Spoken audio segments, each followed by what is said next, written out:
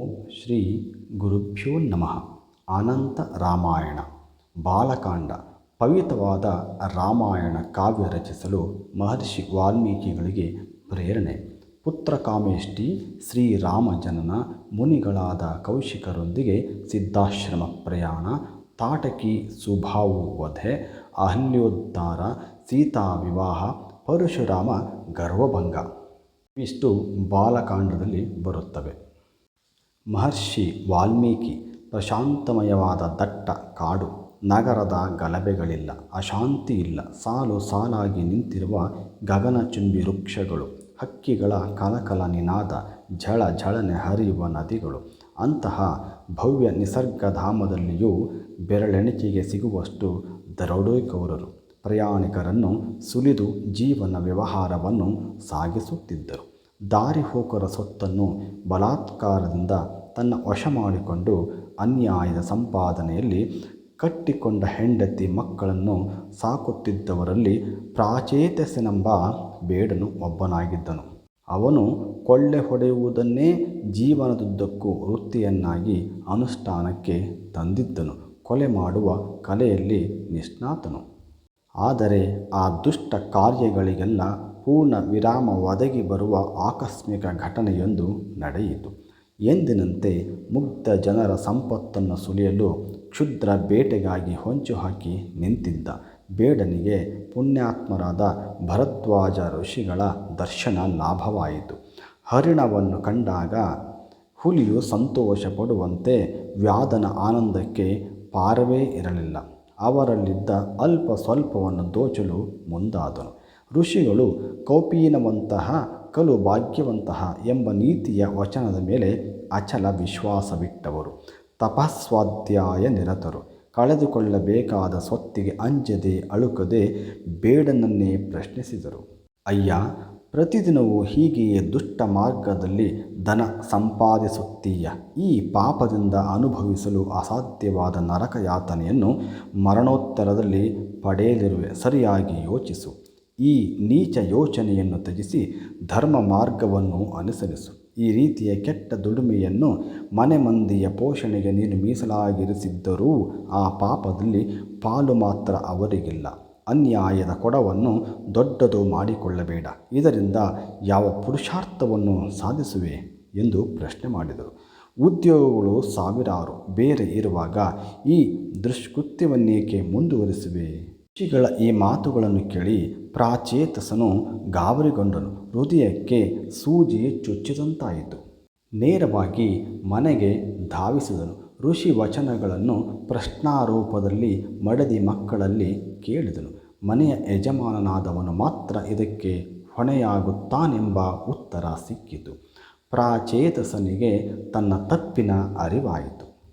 ಕಣ್ಣನ್ನು ತೆರೆಯಿಸಿದ ಮುನಿಗಳನ್ನು ಮನಸಾ ವಂದಿಸಿದನು. ಆತ್ಮೋದ್ಧಾರಕ್ಕಾಗಿ ತಪೋವನದತ್ತ ಸಾಗಿದನು. ಪವಿತ್ರ ಸ್ನಾನವನ್ನು ಮಾಡಿ ಶುಚಿರ್ಭೂತನಾದನು. ಪದ್ಮಾಸನವನ್ನು ಬಲಿದು ಅಂತರ್ಮುಖಿಯಾದನು. ಓಂಕಾರದ ಝೇಂಕಾರ ಅಲೆ ಅಲೆಯಾಗಿ ಹೊರಬಿತ್ತು.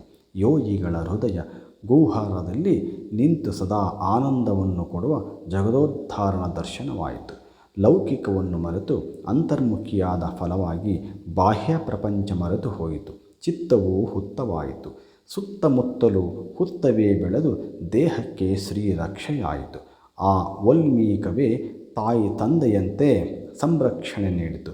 ಋಷಿ ದರ್ಶನದಿಂದ ತನ್ನ ಜೀವನದ ಗತಿಯನ್ನು ಬದಲಿಸಿಕೊಂಡು ಪುಣ್ಯಾತ್ಮನಾದನು. ಪೃಥ್ವಿಯ ತಳಭಾಗದಲ್ಲಿದ್ದ ಕಾಂಚನವು ಶೋಧಿಸಿ ಶುದ್ಧೀಕರಿಸಲ್ಪಟ್ಟಾಗ ಮೈ ಕೈಗಳಿಗೆ ಒಪ್ಪುವ ಆಭರಣಗಳಾಗುವಂತೆ ಪರಮ ಪೂಜ್ಯರಾದ ಋಷಿಯ ದರ್ಶನದಿಂದ ಬೇಡವಾದ ಜೀವನವನ್ನು ಬಿಟ್ಟು ಜಗತ್ತಿಗೆ ಚಂದ್ರನಂತೆ ತಂಪನ್ನು ನೀಡುವ ಮಹರ್ಷಿಯಾದನು. ವಾಲ್ಮೀಕಿ ಎಂದೂ ಕೀರ್ತಿ ಪಡೆದನು. ನಿಷಾದ. ಶಿಷ್ಯರಿಂದ ಆಶ್ರಮದಲ್ಲೆಲ್ಲ ವೇದಾಧ್ಯಯನ ಯಜ್ಞ ಯಾಗಾದಿಗಳನ್ನು ಅವ್ಯಾಹತವಾಗಿ ನಡೆಯುತ್ತಿದ್ದವು. ಒಂದು ದಿನ ಮುನಿ ಪುಂಗವರು ನಿತ್ಯಾನ್ಯಕವನ್ನು ಮಾಡುವುದಕ್ಕೆ ತಮಸಾ ನದಿಯ ಕಡೆಗೆ ಹೋಗುತ್ತಿದ್ದರು. ಹತ್ತಿರದ ಮರವೊಂದರ ಗೆಲ್ಲಿನಿಂದ ಗಂಡು ಕ್ರೌಂಚ ಪಕ್ಷಿಯೊಂದು ನೆಲದ ಮೇಲೆ ದಪ್ಪನೆ ಬಿತ್ತು. ದೂರದಲ್ಲಿರುವ ಬೇಡನ ಬಾಣಕ್ಕೆ ಆಹುತಿಯಾಗಿ ವಿಲವಿಲನೆ ಒದ್ದಾಡುತ್ತಿದ್ದ ಆ ಗಂಡು ಹಕ್ಕಿಯನ್ನು ಕಂಡು ಮರುಗುವ ಹೆಣ್ಣು ಹಕ್ಕಿಯ ರೋದನ ಕೇಳಿ ಹೃದಯ ಕರಗಿತು. ಕ್ರೌಂಚದ ಮೇಲಿನ ಅನುಕಂಪವು ವ್ಯಾಧನ ಮೇಲಿನ ಕ್ರೋಧವಾಗಿ ಪರಿಣಮಿಸಿತು. ಮಾ ನಿಷಾದ ಪ್ರತಿಷ್ಠಾಂ ತ್ವಮಗಮಃ ಶಾಶ್ವತೀ ಸಮಾಹ ಯತ್ ಕ್ರೌಂಚ ಮಿಥುನಾದೇಕಮವಧಿಃ ಕಾಮಮೋಹಿತಂ. ಅರೆಮುಚ್ಚಿದ ಹಕ್ಕಿಯ ಕಣ್ಣುಗಳನ್ನು ಕಂಡಾಗ ರೋಷ ಉಕ್ಕಿತು. ಬೇಡ, ನೀನು ಬದುಕಬೇಡ ಎಂದು ವಾಲ್ಮೀಕಿ ಮಹರ್ಷಿಗಳು ಶಾಪವಿತ್ತರು. ಅರೆಗಳಿಗೆ ಮೇಲೆ ತಾನೇಕೆ ಶಾಪವನ್ನು ಕೊಟ್ಟೆನೆಂಬ ಪಶ್ಚಾತ್ತಾಪವೂ ಆಯಿತು. ಬೇಡನೊಬ್ಬ ಅರಣ್ಯದಲ್ಲಿ ಪಕ್ಷಿಗಳನ್ನು ಪ್ರಾಣಿಗಳನ್ನು ಹಿಡಿಯುವುದು ಅಧರ್ಮವೇ, ಅಪರಾಧವೇ? ಇದು ಹಿಂದೆ ತಾನು ಕೈಗೊಂಡ ವೃತ್ತಿಯಲ್ಲವೇ? ತನ್ನ ಅರ್ಧಾಯುಷ್ಯವನ್ನೇ ಈ ಉದ್ಯೋಗದಲ್ಲಿ ಕಳೆದಿದ್ದೇನೆಂದಾಗ ಈಗೇಕೆ ಅದರಲ್ಲಿ ಅಸಹ್ಯತೆ, ಅಸಹಿಷ್ಣುತೆ? ಆದರೂ ಮಹರ್ಷಿಗಳ ಮನಸ್ಸಿನಲ್ಲಿ ಗಂಡು ಹೆಣ್ಣು ಹಕ್ಕಿಗಳು ಒಂದಾಗಿ ಜೊತೆಗೂಡಿದ್ದಾಗ ಹಿಂಸಿಸಬಾರದಿತ್ತು ಎಂಬ ದುಃಖ ಮರುಕಳಿಸಿತು. ಆ ಮನಸ್ಸು ತಳಮಳದಲ್ಲಿರುವಾಗ ಹೊರಹೊಮ್ಮಿದ ಮಾ ನಿಷಾದ ಶ್ಲೋಕ ಛಂದೋಬದ್ಧವಾದ 32 ಅಕ್ಷರಗಳುಳ್ಳ ಅನುಷ್ಟಪ್ ಛಂದಸ್ಸಿನಲ್ಲಿದ್ದು ನೀರಿನ ಬುಗ್ಗೆಯಂತೆ ಸುಲಲಿತವಾಗಿ ಹರಿದು ಬಂದ ಕಾವ್ಯಗಂಗೆ. ಹಿಮಾಲಯದ ಉತ್ತುಂಗ ಶಿಖರದಲ್ಲಿ ಹುಟ್ಟಿಕೊಂಡ ಭಾಗೀರಥಿಯಂತೆ ಋಷಿ ಶ್ರೇಷ್ಠರ ಮಾನಸ ಗಂಗೋತ್ರಿಯಿಂದ ಹೊರಸೂಸಿದ ಶ್ಲೋಕ ಮತ್ತೆ ಹೃದಯದ ಶೋಕದಿಂದ ಕುದಿಯತೊಡಗಿತು. ವ್ಯಾಧನು ಗಂಡು ಹಕ್ಕಿಯನ್ನು ಕೊಲ್ಲಲು ಕಾರಣನಾಗಿದ್ದರೆ ತಾನು ಆತನನ್ನು ಶಪಿಸಿ ಕೊಲ್ಲಲು ಕಾರಣನಾದನಲ್ಲವೇ? ತನಗೂ ಬೇಡನಿಗೂ ಅಂತರವೇನಿದೆ? ಕಿಮಿದಂ ವ್ಯಾಹೃತಂ ಮಯಾ, ಏನು ಮಾಡಿದೆ ತಾನು ಎಂದು ದುಃಖ ಪರವಶರಾದರು. ಆಗಲೇ ಚತುರ್ಮುಖ ಬ್ರಹ್ಮದೇವರು ಪ್ರತ್ಯಕ್ಷರಾದರು. ವಾಲ್ಮೀಕಿ ಋಷಿಗಳ ಚಿತ್ತಕ್ಕೆ ಹಿತವಾಗುವಂತಹ ಸಮಾಧಾನದ ಮಾತುಗಳನ್ನು ಹೇಳಿ ಹರಸಿದರು. ಕುರು ರಾಮ ಕಥಾಂ ಪುಣ್ಯಾಂ ಶ್ಲೋಕಬದ್ಧಾಂ ಮನೋರಮಾಂ. ನೀವು ಆದಿಕವಿಗಳಾಗುವಿರಿ. ಮನೋಹರವಾದ ಪುಣ್ಯಕರವಾದ ಶ್ರೀಮದ್ ರಾಮಾಯಣವನ್ನು ಬರೆಯಿರಿ. ನಿಮಗೆ ಮಹತ್ ಕವಿತಾ ಶಕ್ತಿ ಪ್ರಾಪ್ತಿಯಾಗಲಿ.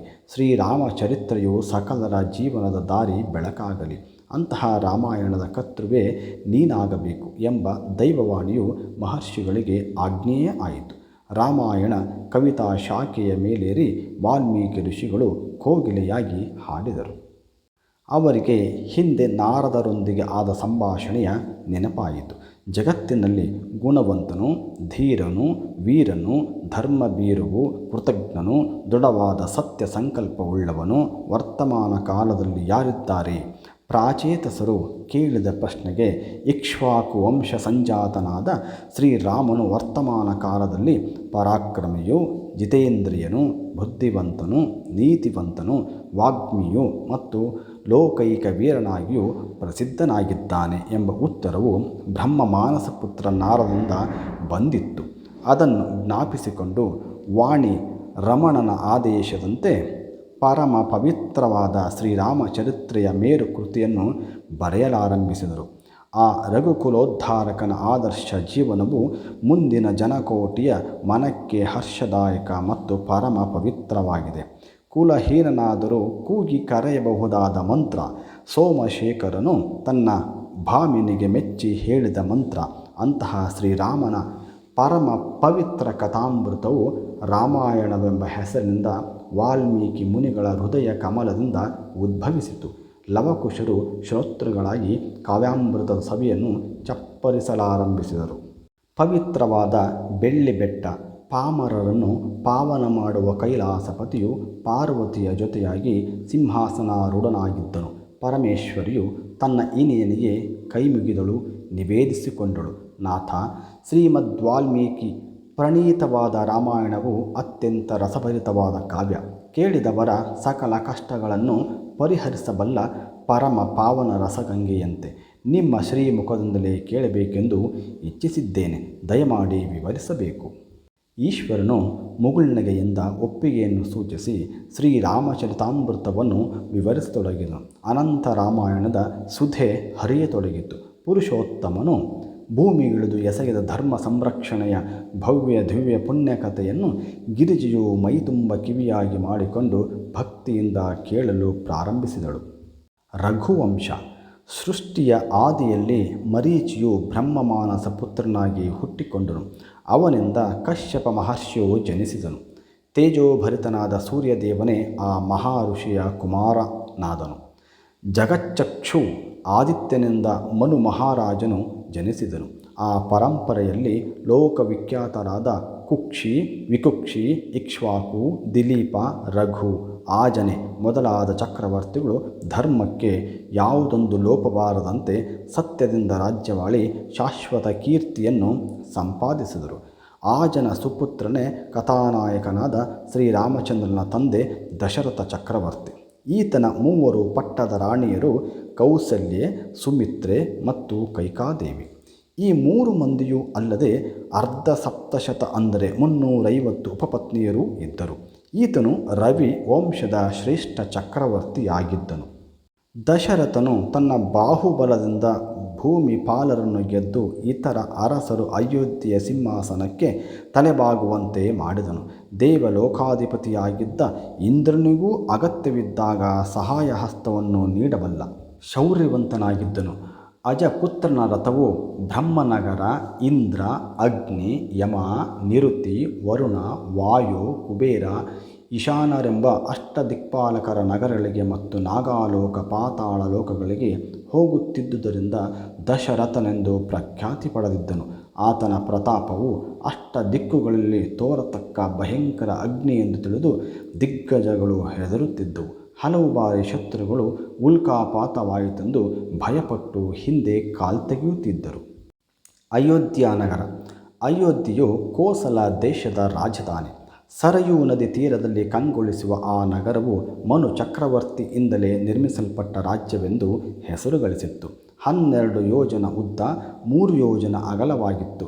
ಕ್ರಮಬದ್ಧವಾಗಿ ಸಾಲಾಗಿ ಕಟ್ಟಲ್ಪಟ್ಟಿರುವ ವ್ಯಾಪಾರದ ಮಳಿಗೆಗಳು, ಮಹಾದ್ವಾರಗಳು, ಪ್ರತಿ ದಿವಸವೂ ಶೃಂಗರಿಸಲ್ಪಡುವ ಊರು ಕೇರಿಗಳು, ತೋರಣಗಳು ಅಯೋಧ್ಯೆಯನ್ನು ಸುಂದರವಾಗಿ ಕಾಣುವಂತೆ ಮಾಡುತ್ತಿದ್ದವು.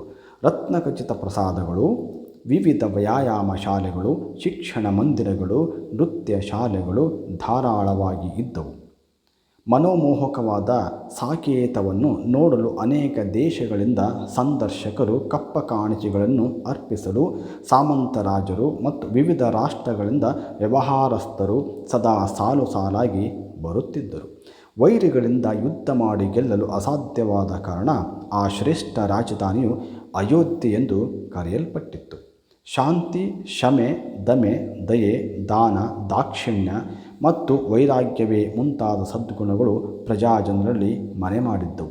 ಶತ್ರು ನಿಗ್ರಹ, ಮಿತ್ರ ಸಂಗ್ರಹದಲ್ಲಿ ನಿಪುಣನಾಗಿದ್ದ ದಶರಥ ಮಹಾರಾಜನಿಗೆ ದೃಷ್ಟಿ, ಜಯಂತ, ವಿಜಯ, ಸಿದ್ಧಾರ್ಥ, ಅರ್ಥಸಾಧಕ, ಅಶೋಕ, ಮಂತ್ರಪಾಲ, ಸುಮಂತ್ರರೇ ಮುಂತಾದ ಅಷ್ಟಪ್ರಧಾನರು ಸನ್ಮಾರ್ಗ ಪ್ರವೃತ್ತನಾಗುವಂತೆ ಸಲಹೆಗಳನ್ನೀಯುತ್ತಿದ್ದರು. ಪರಮಪೂಜ್ಯರಾದ ವಸಿಷ್ಠ ಮತ್ತು ವಾಮದೇವ ಇವರೇ ರಾಜ ಪುರೋಹಿತರಾಗಿದ್ದರು. ವಿದ್ಯಾ ವಿನಯ ಸಂಪನ್ನರು, ಕಾರ್ಯದಕ್ಷರು, ಜಿತೇಂದ್ರಿಯರು, ವಿದ್ವಾಂಸರು, ನೈತಿಕ ಬಲವುಳ್ಳ ಮಹನೀಯರು ಮಹಾರಾಜರ ಪರಿವಾರದಲ್ಲಿ ನಿತ್ಯವೂ ಇರುತ್ತಿದ್ದರು. ಹೀಗೆ ಕೋಸಲ ಸಾಮ್ರಾಜ್ಯದ ರಾಜಮನೆತನವು ದೇವಲೋಕದ ಇಂದ್ರ ಸಭೆಯಂತೆ ಶೋಭಿಸುತ್ತಿತ್ತು. ಪುತ್ರಕಾಮೇಷ್ಟಿ. ಇಷ್ಟಿದ್ದರೂ ದಶರಥನಿಗೆ ತನಗೆ ಪುತ್ರ ಸಂತಾನವಿಲ್ಲವೆಂಬ ಚಿಂತೆ ಬಲವಾಗಿ ಕಾಡುತ್ತಿತ್ತು.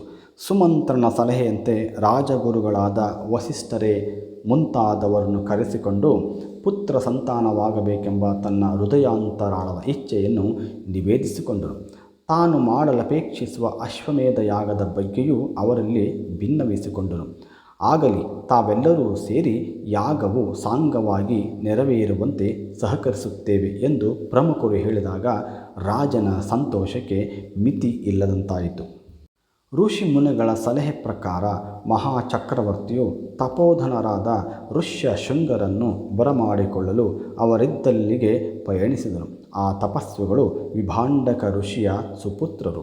ರಾಜನಾದ ರೋಮಪಾದನ ಸಾಕುಮಗಳು ಶಾಂತ ಎಂಬಾಕೆಯೇ ಮಹಾಮುನಿಗಳ ಪತ್ನಿ. ಆ ಪತಿವ್ರತ ಶಿರೋಮಣಿಯು ದಶರಥನ ಮಗಳು. ಲೋಮಪಾದನು ದಶರಥನ ಸ್ನೇಹಿತನಾಗಿದ್ದು ಆತನ ಕೇಳಿಕೆಯ ಮೇರೆಗೆ ದಶರಥನು ತನ್ನ ಮಗಳನ್ನು ಕೊಟ್ಟಿದ್ದನಂತೆ. ಮುನಿಗಳು ಯಜ್ಞದಲ್ಲಿ ಪ್ರಧಾನ ಋತ್ವಿಜರಾಗಿ ಭಾಗವಹಿಸುವುದರಿಂದ ತಾನು ಪುತ್ರಕಾಮಿಯಾಗಿ ನಿರ್ವಹಿಸತಕ್ಕ ಯಾಗದಲ್ಲಿ ಫಲ ಸಿದ್ಧಿಯಾಗುವುದು ಎಂದು ನಂಬಿದ ರಾಜನು ಆ ಮಹರ್ಷಿಗಳನ್ನು ಬರುವಂತೆ ನಮ್ರನಾಗಿ ವಿನಂತಿಸಿಕೊಂಡನು. ಋಷ್ಯಶೃಂಗಾರದವರೋ ಅರಸನ ಇಚ್ಛೆಯನ್ನು ಭಂಗಗೊಳಿಸದೆ ವೈದಿಕ ಪರಿವಾರ ಸಮೇತರಾಗಿ ಅಯೋಧ್ಯೆಗೆ ಪ್ರಯಾಣಿಸಿದರು. ವಸಂತ ಕಾಲವು ಪ್ರಶಸ್ತವೆಂದು ತಿಳಿದು ಆ ಶುಭ ಕಾಲವನ್ನು ಆರಿಸಿಕೊಂಡನು. ಋತುಗಳಲ್ಲಿ ವಸಂತ ಋತು ವಿಶೇಷವಾದುದರಿಂದ ಋಷಿಗಳ ಅನುಮತಿ ಪ್ರಕಾರ ತನ್ನ 3 ಪಟ್ಟದರಸೆಯರ ಸಹಿತ ಸರಯೂ ನದಿ ತೀರಕ್ಕೆ ಬಂದು ಭವ್ಯವಾಗಿ ರಚಿಸಲ್ಪಟ್ಟ ಯಾಗಶಾಲೆಯಲ್ಲಿ ದೀಕ್ಷಾಬದ್ಧನಾದನು. ಅಶ್ವವನ್ನು 1 ಸಂವತ್ಸರದವರೆಗೆ ಹೊರನಾಡುಗಳಲ್ಲಿ ಸಂಚರಿಸಲು ಬಿಟ್ಟು ಮತ್ತೆ ವರ್ಷಾಂತ್ಯದಲ್ಲಿ ಅದು ಹಿಂದೆ ಬಂದಾಗ ಯಜ್ಞವನ್ನು ನಡೆಸುವುದು ನಿಯಮವಾಗಿತ್ತು. ಅಶ್ವರಕ್ಷಣೆಗೆ 400 ಕ್ಷತ್ರಿಯ ಕುಮಾರರು ಆಯುಧ ಸಮೇತರಾಗಿ ತೆರಳಿದರು. ಯಜ್ಞಶಾಲೆ ಹಾಗೂ ವೈಭವೋಪೇತವಾದ ಯಜ್ಞವನ್ನು ವಿವರಿಸುವುದು ಅಸದಳವಾಗಿತ್ತು. ಪ್ರತಿಯೋರ್ವ ಅತಿಥಿಯು ಸಂತೃಪ್ತನಾಗುವಷ್ಟು ಊಟ ಉಪಚಾರದ ವ್ಯವಸ್ಥೆಗಳು ಮಾಡಲ್ಪಟ್ಟಿದ್ದವು. ಹೋಮದ ಧೂಮ ನಭೋಮಂಡಲವನ್ನು ಆವರಿಸಿತು. ಅಶನವಸನಾದಿಗಳು ಧಾರಾಳವಾಗಿ ನೀಡಲ್ಪಟ್ಟು ಸಕಲರ ಹೃದಯಾಂತರಾಳವನ್ನು ಸ್ಪಂದಿಸತಕ್ಕ ಮಂತ್ರಘೋಷದ ಅಮೃತಧಾರೆ ಕರ್ಣರಸಾಯನವಾಗುವಂತೆ ಕೇಳುತ್ತಿತ್ತು. ಪ್ರಪ್ರಥಮವಾಗಿ ಪುತ್ರೋತ್ಪತ್ತಿ ಪ್ರತಿಬಂಧಕವಾಗಿರುವ ಪಾಪವನ್ನು ಪರಿಹಾರ ಮಾಡತಕ್ಕ ಪವಿತ್ರವಾದ ಅಶ್ವಮೇಧವು ಸಂಭ್ರಮದಿಂದ ನಡೆಯಿತು. ತರುವಾಯ ಪುತ್ರ ಸಂತಾನ ಸಿದ್ಧಿಗೋಸ್ಕರ ಪುತ್ರಕಾಮೇಷ್ಟಿ ಮಹಾಯಜ್ಞವನ್ನು ಋಷ್ಯಶೃಂಗರು ಪ್ರಾರಂಭಿಸಿದರು. ಯಜ್ಞವು ಭವ್ಯವಾಗಿ ಪ್ರಜ್ವಲಿಸುತ್ತಿರುವಾಗ ಅಗ್ನಿಕುಂಡದ ಮಧ್ಯದಿಂದ ದಿವ್ಯ ಪುರುಷನೊಬ್ಬನು ತೇಜೋಮಯನಾಗಿ ಎದ್ದು ಬಂದನು. ರಾಜನನ್ನು ಉದ್ದೇಶಿಸಿ, ಹೇ ಮಹಾಬಾಹು, ನೀನು ಮಾಡಿದ ಈ ಅದ್ವರದಿಂದ ಸರ್ವ ದೇವತೆಗಳು ಸಂತುಷ್ಟರಾಗಿದ್ದಾರೆ. ಲೋಪದೋಷವಿಲ್ಲದೆ ಮಾಡಲ್ಪಟ್ಟ ಈ ಮಹಾಯಾಗದಿಂದ ನಿನ್ನ ಇಷ್ಟಾರ್ಥ ಸಿದ್ಧಿಯಾಗಲಿದೆ. ಈ ಕಂಗೊಳಿಸುವ ಪಾಯಸದ ಪಾತ್ರೆಯನ್ನು ಸ್ವೀಕರಿಸು. ಇದರೊಳಗಿರುವ ಪರಮಾನ್ನವನ್ನು ನಿನ್ನ ರಾಣಿಯರು ಸೇವಿಸಲಿ. ಅದರ ಫಲವಾಗಿ ಕೀರ್ತಿವಂತರಾದ ಸುಪುತ್ರರನ್ನು ಪಡೆಯಲಿರುವೆ ಎಂದು ಹೇಳಿ ಅಂತರ್ಧನಾದನು. ಪುಳಕಿತನಾದ ಅರಸನು ತನ್ನ 3 ಪತ್ನಿಯರನ್ನು ಕರೆದು ಸಂತೋಷದಿಂದ ಅರ್ಧ ಭಾಗವನ್ನು ಹಿರಿಯ ರಾಣಿ ಕೌಸಲ್ಯಗೆ ಕೊಟ್ಟನು. ಉಳಿದರ್ಧ ಭಾಗದಲ್ಲಿ ಅರ್ಧವನ್ನು ಸುಮಿತ್ರಾದೇವಿಗೆ ಇತ್ತನು.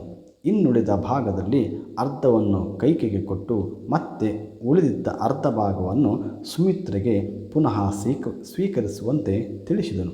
ಅಂದರೆ ಹಿರಿಯ ರಸಿಯರಾದ ಕೌಸಲ್ಯಗೆ ಅರ್ಧ ಭಾಗ, ಸುಮಿತ್ರೆಗೆ 1/4 ಭಾಗ ಮತ್ತು 8ನೇ 1 ಅಂಶ, ಹಾಗೆಯೇ ಕೈಕೆಗೆ 8ನೇ 1 ಭಾಗ. ಹೀಗೆ 3 ಪಟ್ಟದ ರಾಣಿಯರಿಗೆ ಪರಮಾನ್ನವು 4 ಭಾಗವಾಗಿ ಕೊಡಲ್ಪಟ್ಟಿತು. ಯಜ್ಞಾಂತ್ಯದಲ್ಲಿ ದಶರಥನನ್ನು ಋದ್ವಿಜರು 2 ಕೈಗಳಿಂದ ಪೂರ್ಣ ತೃಪ್ತಿಯಿಂದ ಹರಸಿದರು. ರಾಜನಾದರೂ ವೈದಿಕ ವರ್ಗದವರೆಲ್ಲರನ್ನು ದಾನ ಧರ್ಮಗಳಿಂದ ಸಂತೋಷಗೊಳಿಸಿದನು. ಅವ್ಯಭೃತ ಸ್ನಾನವನ್ನು ಮಾಡಿ ಮಂಗಳಕರವಾದ ಸುಶ್ರಾವ್ಯ ವಾದ್ಯಗಳು ಬಾರಿಸಲ್ಪಡುತ್ತಿದ್ದಂತೆಯೇ ಸಹಧರ್ಮಣಿಯರ ಸಹಿತ ಯಾಗಶಾಲೆಯನ್ನು ಬಿಟ್ಟು ಅರಮನೆಯನ್ನು ಪ್ರವೇಶಿಸಿದನು. ಶ್ರೀರಾಮ ಜನನ. ಪುತ್ರರತ್ನವನ್ನು ಪಡೆಯಬೇಕೆಂಬ ಮಹಾದಾಸೆಗೆ ದೈವವೇ ಒಲಿದು ಪಾಯಸವನ್ನು ಕೊಟ್ಟಿತಲ್ಲ ಎಂಬ ಮೇರೆ ಮೀರಿದ ಸಂತೋಷವು ಹಿರಿಯ ರಸಿ ಕೌಸಲ್ಯಗಾಯಿತು. ಪರಬ್ರಹ್ಮನನ್ನು ಪ್ರಾರ್ಥಿಸಿಕೊಂಡಳು. ಹೇ ಭಕ್ತಾಭಿಷ್ಟದಾಯಕ, ನನ್ನ ಗರ್ಭಾಂಬುದಿಯಲ್ಲಿ ಪೂರ್ಣ ಚಂದ್ರನಾಗಿ ಉದಯಿಸಿ ಬಾ. ತಾರಾ ನಿಹವದಲ್ಲಿ ರೋಹಿಣಿಯು ಪ್ರಕಾಶಿಸುವಂತೆ, ಪವಿತ್ರ ನದಿಗಳಲ್ಲಿ ಗಂಗೆಯು ಶೋಭಿಸುವಂತೆ, ಮನುಕುಲದ ಮಧ್ಯೆ ಪುರುಷೋತ್ತಮನಾಗಿ ಅವತಾರವೆತ್ತಿ ನನ್ನ ಗರ್ಭವನ್ನು ಪವಿತ್ರಗೊಳಿಸು. ನನ್ನ ವ್ರತ ನಿಯಮ ಪೂಜೆಗಳು ಫಲಿಸುವಂತೆ ಮಾಡು. ಹೀಗೆ ಪ್ರತಿದಿನವೂ ಏಕೋಧ್ಯಾನದಿಂದ ಬೇಡುತ್ತಿದ್ದಳು. ವಂಶಾಭಿವೃದ್ಧಿಗೋಸ್ಕರ ಸ್ವೀಕರಿಸಲ್ಪಟ್ಟ ಪಾಯಸವು 3 ರಾಣಿಯರನ್ನು ಕೂಡ ಪ್ರಸನ್ನ ವದನೆಯರನ್ನಾಗಿ ಮಾಡಿತು. ಸಾಕ್ಷಾತ್ ಭಗವಂತ ಮತ್ತು ಆತನ ಅಂಶ ಸಂಭೂತರು ಅರಸಿಯರ ಗರ್ಭದಲ್ಲಿ ವಾಸ ಮಾಡಿದ್ದರಿಂದ ಈ 3 ಬೆಳದಿಂಗಳನ್ನು ಚೆಲ್ಲುವ ಹುಣ್ಣಿಮೆಯ ಚಂದ್ರನಂತೆ ಶೋಭಿಸುತ್ತಿದ್ದರು. ಹೋಮವು ಮುಗಿದು 12 ತಿಂಗಳಾಗುತ್ತಾ ಬಂದಿತು. ವೈವಸ್ವತ ಮನ್ವಂತರದ ತ್ರೇತಾಯುಗದಲ್ಲಿ 30,000 ವರ್ಷಗಳು ಅವಶಿಷ್ಟವಿರುವಾಗ ಚೈತ್ರ ಮಾಸ ಶುಕ್ಲಪಕ್ಷ ನವಮಿ ತಿಥಿ ಪುನರ್ವಸು ನಕ್ಷತ್ರದಲ್ಲಿ ಮಧ್ಯಾಹ್ನ ಕಾಲ ಕರ್ಕಾಟಕ ಲಗ್ನದಲ್ಲಿ ಜನ್ಮರಹಿತನಾದ ಜಗದ್ರಕ್ಷಕ ಶ್ರೀರಾಮನ ಜನನವಾಯಿತು. ರವಿ, ಕುಜ, ಶನಿ, ಗುರು, ಶುಕ್ರ ಈ 5 ಗ್ರಹಗಳು ಕೂಡ ಉಚ್ಚ ರಾಶಿಗಳಲ್ಲಿದ್ದು ಮಗುವಿಗೆ ಉಜ್ವಲ ಭವಿಷ್ಯವನ್ನು ಅನುಗ್ರಹಿಸಿದರು. ಸಕಲ ಚರಾಚರ ಜೀವಿಗಳಿಗೂ ಚೈತನ್ಯದಾಯಕನಾದ ಭಗವಂತನು ಚೈತ್ರ ಮಾಸವನ್ನು ಅಪೇಕ್ಷಿಸಿದನೋ ಏನೋ. ನವನ ಓನ್ಮೇಷಾಲಿಯಾದ ಪರಮಾತ್ಮನು ಶುದ್ಧ ನವಮಿಯಂದು ಭೂಮಿಗೆ ಇಳಿದು ಬಂದು ಸಕಲರನ್ನು ಹರ್ಷಗೊಳಿಸಿದನು. ಮರುದಿನ ದಶಮಿ ತಿಥಿಯಲ್ಲಿ ಸೂರ್ಯೋದಯಕ್ಕೆ ಮುನ್ನ ಪುಷ್ಯ ನಕ್ಷತ್ರದಲ್ಲಿ ಕೈಕಾದೇವಿಯು ಶ್ರೀಮನ್ನಾರಾಯಣನ ಅಂಶ ಸ್ವರೂಪನಾದ ಭರತನನ್ನು ಹೆತ್ತಳು. ಅಂದು ಮಧ್ಯಾಹ್ನ ಸಮಯದಲ್ಲಿ ಆಶ್ಲೇಷ ಶುಭ ನಕ್ಷತ್ರದಲ್ಲಿ ಲಕ್ಷ್ಮಣ ಶತ್ರುಘ್ನರನ್ನು ಮಗಧೇಶ ಪುತ್ರಿಯಾದ ಸುಮಿತ್ರಾದೇವಿಯು ಪ್ರಸವಿಸಿದಳು. ನಾರದರು ವಾಲ್ಮೀಕಿ ಋಷಿಗಳಿಗೆ ಹಿಂದೆ ಭವಿಷ್ಯ ನುಡಿದಂತೆ ಇಕ್ಷ್ವಾಕು ವಂಶದಲ್ಲಿ ಮನೋನಿಗ್ರಹವುಳ್ಳವನೂ ಮಹಾಪರಾಕ್ರಮಿಯೂ ನೀತಿವಂತನೂ ವಾಗ್ಮಿಯೂ ಶತ್ರು ನಿಗ್ರಹನೂ ಶಂಖದಂತೆ ಕಂಠವುಳ್ಳವನು ಅಜಾನುಬಾಹುವು ಸರ್ವಾಂಗ ಸುಂದರನು ಅಗಲವಾದ ವೃಕ್ಷ ಸ್ಥಳವುಳ್ಳವನು ಆವಿರ್ಭವಿಸಿದನು. ಕೋಗಿಲೆಗಳು ಜೋಗಳವನ್ನು ಹಾಡಿದವು. ನವಿಲುಗಳು ಕೇಕೆ ಹಾಕಿ ಕುಣಿಯಲಾರಂಭಿಸಿದವು. ಯಾಗ ನಿರತರಾದ ಋಷಿಗಳು ಕಾನನಗಳಲ್ಲಿ ಪ್ರಸನ್ನ ಚಿತ್ತರಾದರು. ದುಷ್ಟರ ಬಾಧೆಗೆ ಒಳಗಾದ ಮುನಿ ಮಹರ್ಷಿಗಳು ನಿಟ್ಟುಸಿರು ಬಿಡುವಂತಾಯಿತು. ಪುತ್ರೋತ್ಸಾಹದಿಂದ ಚಕ್ರವರ್ತಿಯು ಪುಳಕಿತನಾದನು. ನಭೋಮಂಡಲದಲ್ಲಿ ಪುಷ್ಪವೃಷ್ಟಿಯಾಯಿತು. ಅಯೋಧ್ಯೆಯ ಪ್ರಜಾಜನರ ಆನಂದಕ್ಕೆ ಪಾರವೇ ಇಲ್ಲ. ರಾಣಿಯರಂತೂ ಸಂತೋಷದ ಕಡಲಲ್ಲಿ ಮುಳುಗಿದರು. ಪ್ರಜಾಜನರಿಗೆ ಮೃಷ್ಟಾನ್ನವನ್ನುಣಿಸಿ ಧನ ಕನಕಾದಿಗಳನ್ನು ದಶರಥನು ದಾನವಾಗಿ ಕೊಟ್ಟನು. ಲಕ್ಷ ನಕ್ಷತ್ರಗಳ ಪ್ರಭೆಯನ್ನು ಮೀರಿಸಬಲ್ಲ 4 ಶಿಶುಗಳ ಅರಸಿಯರ ಹರ್ಷದ ಚಿಲುಮೆಯಾದರು. ಜಗದ್ರಕ್ಷಕನಾದ ದೇವರು ಗರ್ಭಾವಾಸವೇ ಮುಂತಾದ ಕಷ್ಟಗಳನ್ನು ಅನುಭವಿಸಬೇಕೇ ಎಂದು ಲವಕುಶರ ಮುಗ್ಧ ಪ್ರಶ್ನೆಗಳು ವಾಲ್ಮೀಕಿ ಋಷಿಗಳ ಮುಖದಲ್ಲಿ ಮುಗುಳ್ನಗೆಯನ್ನು ತಂದಿತು. ಪ್ರಾಚೇತಸರು ಬಾಲಕರಿಗೆ ಅವತಾರದ ಹಿನ್ನೆಲೆಯನ್ನು ವಿವರಿಸತೊಡಗಿದರು. ಅವತಾರದ ಹಿನ್ನೆಲೆ: ಮುದ್ದು ಬಾಲಕರೇ, ಶ್ರೀಹರಿಯು ವೈಕುಂಠದಲ್ಲಿರಲು ಒಂದು ದಿನ ದೇವರ ದರ್ಶನಾಕಾಂಕ್ಷಿಗಳಾಗಿ ಸೂನಕ ಸನಂದನರೇ ಮುಂತಾದ ಋಷಿಗಳು ಅಲ್ಲಿಗೆ ತೆರಳಿದರು. ದ್ವಾರಪಾಲಕರಾಗಿ ನಿಂತಿದ್ದ ಜಯ ವಿಜಯರು ಮಹರ್ಷಿಗಳನ್ನು ಅಡ್ಡ ತಡೆದು ಒಳಪ್ರವೇಶಿಸಲು ಬಿಡಲಿಲ್ಲ. ಪರಿಣಾಮವಾಗಿ ಋಷಿಗಳು ಕೋಪಗೊಂಡು ಶಾಪವನ್ನು ಇತ್ತರು. ವೈಕುಂಠ ದ್ವಾರಪಾಲಕರಾಗಿಯೂ ನೀವು ದುರ್ಜನರಂತೆ ನಡೆದುಕೊಂಡದ್ದರಿಂದ ಇಲ್ಲಿಂದ ತೊಲಗಿ ಭೂಲೋಕದಲ್ಲಿ ಮಾನವರಾಗಿ ಹುಟ್ಟಿರಿ. ಕಳವಳಗೊಂಡು ದುಃಖಿತರಾದ ಸೇವಕರಿರುವರು ಶ್ರೀಮನ್ನಾರಾಯಣನನ್ನು ಮೊರೆಹೊಕ್ಕರು. ಆ ದಯಾಮಯನು ಕನಿಕರಗೊಂಡು, ಜಯ ವಿಜಯರೇ, ಮುನಿಗಳ ಕೇಳಿಕೆಗೆ ಮನ್ನಣೆ ಕೊಡದೆ ಅವರ ಕೋಪಜ್ವಾಲೆಗೆ ಬಲಿಯಾಗಿದ್ದೀರಿ. ಅವರು ಕೊಟ್ಟ ಶಾಪವನ್ನು ಇನ್ನಾರಿಂದಲೂ ಹಿಂತೆಗೆಯಲು ಸಾಧ್ಯವಿಲ್ಲ. ಭೂಲೋಕದಲ್ಲಿ ದಾನವರಾಗಿ ನನ್ನ ವಿರೋಧವನ್ನು ಕಟ್ಟಿಕೊಂಡು 3 ಜನ್ಮವನ್ನು ಮುಗಿಸಿ ನನ್ನಲ್ಲಿಗೆ ಪುನಃ ಶೀಘ್ರವಾಗಿ ಬರಬಹುದು, ಅಥವಾ ನನ್ನ ಭಕ್ತರಾಗಿ ಸಜ್ಜನರಾಗಿದ್ದು 7 ಜನ್ಮದ ದೀರ್ಘಾವಧಿಯ ಅನಂತರ ಈ ವೈಕುಂಠವನ್ನು ಸೇರಿಕೊಳ್ಳಬಹುದು. ನಿಮಗೆ ಯಾವುದು ಸ್ವೀಕಾರವೋ ಅದನ್ನೇ ಆರಿಸಿಕೊಳ್ಳಿ ಎಂದನು. ಭಗವಂತನ ಸಾನ್ನಿಧ್ಯದ ಸವಿಯನ್ನುಂಡ ಭೃತ್ರರು ಬಹಳ ಕಾಲ ದೂರ ಇರಲು ಬಯಸಲಿಲ್ಲ. ಹರಿಯನ್ನಗಲಿ ಇರಬೇಕಾದ ಅರೆ ಕ್ಷಣವನ್ನು ಯುಗವೊಂದರಂತೆ ಕಳೆಯಬೇಕಾದೀತು. ಅಂತಿಮ ಗುರಿಯೇ ತಮ್ಮ ಲಕ್ಷ್ಯವಾದುದರಿಂದ ಭೂಭಾರಕರಾಗಿ ಭಗವಂತನ ದಿವ್ಯ ಹಸ್ತಗಳಿಂದ ಒದಿಸಲ್ಕೊಳ್ಳಲ್ಪಡುವುದೊಂದೇ ಸೂಕ್ತ ಎಂಬುದಾಗಿ ಭಾವಿಸಿ ಜನ್ಮತ್ರಯಗಳಲ್ಲಿ ಹಾಗೆಯನ್ನು ಸಾಧಿಸಿ ಶೀಘ್ರವಾಗಿ ಚರಣಗಳನ್ನು ಸೇರಿಕೊಳ್ಳುತ್ತೇವೆ ಎಂದು ಭಿನ್ನವಿಸಿಕೊಂಡರು. ಆ ಪ್ರಕಾರ ಇಬ್ಬರು ಪ್ರಥಮ ಜನ್ಮದಲ್ಲಿ ಹಿರಣ್ಯಾಕ್ಷ ಎಂಬ ದೈತ್ಯ ಸಹೋದರರಾಗಿ ಹುಟ್ಟಿಕೊಂಡು ಭಗವಂತನ ವರಾಹ ನಾರಸಿಂಹ ಅವತಾರಗಳಿಂದ ಮೋಕ್ಷವನ್ನು ಪಡೆದರು. ಎರಡನೆಯ ಜನ್ಮದಲ್ಲಿ ರಾವಣ ಕುಂಭಕರ್ಣರಾಗಿ ಹುಟ್ಟಿಕೊಂಡರು. ಸೃಷ್ಟಿಕರ್ತ ಬ್ರಹ್ಮದೇವನಿಂದ ವಿಶೇಷ ವರಪ್ರಸಾದವನ್ನು ಪಡೆದು ದುರಹಂಕಾರದಿಂದ ದುರುಳರಿಗೆ ಪೋಷಣೆಯನ್ನು ಕೊಡುತ್ತಾ ಸಜ್ಜನರನ್ನು ಹಿಂಸಿಸಲು ಪ್ರಾರಂಭಿಸಿದರು. ಕಲ್ಯಾಣ ನಡೆಸುತ್ತಿರುವ ಯಾಗಗಳನ್ನು ಅರ್ಧದಲ್ಲಿಯೇ ಇಡೀ ಜಗತ್ತು ಅವರ ಭಯದಿಂದ ಆ ದೈತ್ಯರ ವಧೆಗಾಗಿ ನಾರಾಯಣನ ನರ ನಾಟಕವಾಗಬೇಕಾಯಿತು. ಶ್ರೀರಾಮನು ಧರ್ಮ ಸಂರಕ್ಷಣೆಗಾಗಿ ಇಳಿದು ಬರುವುದಾಗಿ ಮೊದಲೇ ನಿಶ್ಚಯಿಸಲ್ಪಟ್ಟಿರುವುದರಿಂದ ದೇವಾದಿದೇವತೆಗಳು ಮರ್ಕಟ ಭಲ್ಲೂಕರಾಗಿ ಜನಿಸಿದರು. ವಾಯುದೇವನೇ ಹನುಮಂತನಾಗಿದ್ದಾನೆ. ಜಗಚ್ಚಕ್ಷುವಾದ ರವಿಯೇ ಸುಗ್ರೀವನಾಗಿ ಅವತಾರವೆತ್ತಿದ್ದಾನೆ. ನಳ, ನೀಲ, ಜಾಂಬವ, ಸುಶೇಷಣ ಇವರೆಲ್ಲರೂ ದೇವಾಂಶ ಸಂಭೂತರೇ ಆಗಿದ್ದಾರೆ. ಲಕ್ಷ್ಮೀದೇವಿಯು ಜನಕರಾಜನ ಮೋಹದ ಕುವರಿಯಾಗಿ ಮಿಥಿಲಾ ನಗರದಲ್ಲಿ ಬೆಳೆದಳು ಎಂದರು. 3 ರಾಣಿಯರ ಗರ್ಭವನ್ನು ಪವಿತ್ರಗೊಳಿಸಿದ 4 ಕುಮಾರರಿಗೆ ಶಾಸ್ತ್ರೋಕ್ತವಾದ ಜಾತಕರ್ಮಾದಿಗಳು ನಡೆಸಲ್ಪಟ್ಟವು. ಸರ್ವವ್ಯಾಪ್ತನೂ ಸರ್ವತಂತ್ರ ಸ್ವತಂತ್ರನೂ ಆದ ಪರಮಾತ್ಮನು ಶಿಶುವಾಗಿ ತೊಟ್ಟಿಲಲ್ಲಿ ಮಲಗಿಕೊಂಡನು. ವೇದಗಳಿಗೆ ಅಗೋಚರನಾದ ಭಗವಂತನು ವನಿತೆಯರ ಜೋಗುಳದ ಹಾಡಿಗೆ ತೊಟ್ಟಿಲಲ್ಲಿ ಸುಖನಿದ್ರೆಯನ್ನು ಮಾಡಿದನು. ಸದಾ ಸಂತೃಪ್ತನಾಗಿರಬೇಕಾದ ಶ್ರೀಹರಿಯು ತನ್ನನ್ನೇ ತಾನು ಮರೆತು ಹಸಿವಾಗುತ್ತದೆ, ಹಾಲು ಬೇಕು ಎಂದು ಅಳತೊಡಗಿದನು. 14 ಲೋಕವನ್ನು ತನ್ನ ಉದರದಲ್ಲಿ ಅಡಗಿಸಿಕೊಂಡ ದೇವನು ದಾದಿಯರು ಎತ್ತಿಕೊಳ್ಳುವ ಕೈಗೂಸಾಗಿಬಿಟ್ಟನು. ಇಂದ್ರಾದಿ 33 ಕೋಟಿ ದೇವತೆಗಳು, ಅಷ್ಟದಿಕ್ಪಾಲಕರು, ಮರುತ್ತುಗಳು ಹರಿಯ ಆಜ್ಞೆಯನ್ನು ಸದಾ ಕಾಯುತ್ತಿದ್ದರೆ ಈಗ ಅವನೇ ದಶರಥನ ಅರಮನೆಯಲ್ಲಿ ಶಿಶುವಾಗಿ ದಾದಿಯರ ಕೈಗೂಸಾದನು. ಒಂದು ಕಾಲದಲ್ಲಿ ತ್ರಿವಿಕ್ರಮನಾಗಿ ಲೋಕತ್ರಯವನ್ನು ತನ್ನ ತ್ರಿಪಾದಗಳಿಂದ ಅಳೆದಿದ್ದರೆ ಈಗ ಕೋಸಲದಲ್ಲಿ ಅಂಬೆಗಾಲಿಕ್ಕುವ ಮಗುವಾದನು. ಜಗದ ಜೀವಿಗಳನ್ನು ಅಹರ್ನಿಶಿ ಆಡಿಸತಕ್ಕ ಸೂತ್ರಧಾರಿಯು ಬಾಲ ಕೇಡಿಯಾದನು. ಅದೇನು ಆಶ್ಚರ್ಯ! ಆದಿಬ್ರಹ್ಮನಿಗೆ ಎಂತಹ ಶಿಶುತನ!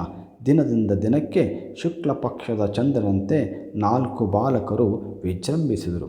ಮುಂದಕ್ಕೆ ಪ್ರಜಾಜನರನ್ನು ಆಳುವ ಬೃಹತ್ ಹೊಣೆಯನ್ನು ಹೊರಲಿರುವುದರಿಂದ ಕುಮಾರರಿಗೆ ನಕ್ಷತ್ರಗಳ ಮಧ್ಯೆ ಎದ್ದು ಕಾಣುವ ಧ್ರುವ ತಾರೆಯಂತಿರುವ ಸಕಲ ಶಾಸ್ತ್ರ ಪಾರಂಗತರಾದ ವಸಿಷ್ಠರಿಂದ ಪಾಠ ಪ್ರವಚನವಾಯಿತು.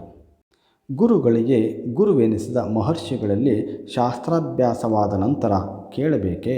ಬಂಗಾರಕ್ಕೆ ವಜ್ರವನ್ನು ಪೋಣಿಸಿದಂತಾಯಿತು. ಎಲ್ಲೆಲ್ಲಿಯೂ ಈ ರವಿವಂಶದ ಕುಡಿಗಳನ್ನು ಮೀರಿಸಬಲ್ಲವರು ಇಲ್ಲ ಎಂಬ ನುಡಿ ಕೇಳಿಬಂತು. ಸರ್ವರ ಆನಂದದಿಂದ ಕಂದರಾಗಿ ಬೆಳೆಯದರು. ಬಾಲಕರನ್ನು ಇಳಿಯ ವಯಸ್ಸಿನಲ್ಲಿ ಪಡೆದನಾದರೂ ದೇವತೆಗಳನ್ನು ಮೀರಿಸಬಲ್ಲ ತನುಜರು ಜನ್ಮ ತಾಳಿದರು ಎಂಬ ಮಿತಿ ಮೀರಿದ ಸಂತೋಷದಲ್ಲಿ ದಶರಥನು ಸಂತಸದಿಂದ ದಿವಸಗಳನ್ನು ಕಳೆಯುತ್ತಿದ್ದನು.